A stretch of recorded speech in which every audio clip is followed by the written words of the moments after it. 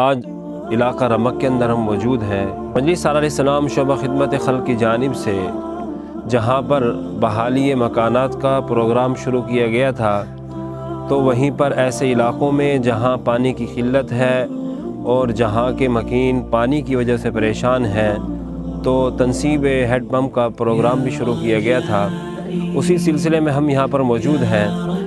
ہم 2 ہفتے پہلے یہاں پر آئے تھے، تو اس وقت یہاں کے مکینوں نے ہمیں اپنی پانی کی پریشانی کے حوالے سے آگاہ کیا تھا کہ ان کے پاس نہ تو جانوروں کو پلانے کے لیے پانی ہے اور نہ ہی اپنے استعمال کے لیے یہاں کوئی پانی کا بندوبست ہے۔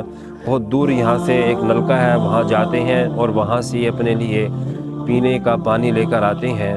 تو ان لوگوں کو بہت ہی زیادہ مشکلات کا سامنا تھا۔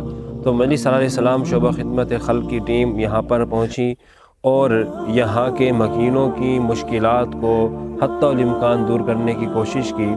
تو ہم دکھاتے ہیں ابھی آپ کو، یہاں پر جماعت کی جانب سے نلکا لگایا گیا ہے اور یہ یہاں پر کھدائی کی گئی ہے، پھر یہاں ایک پائپ ڈالا گیا ہے، اس پائپ کے ذریعے پھر پانی یہاں سے آگے جاتا ہے منتقل۔ آپ آگے دیکھ سکتے ہیں کہ 40 فٹ یہاں سے تقریباً انہوں نے یہ پائپ لگایا ہے اور 40 فٹ کا یہ فاصلہ ہے، اور وہاں جا کر انہوں نے یہ نل کا آگے لگایا ہے۔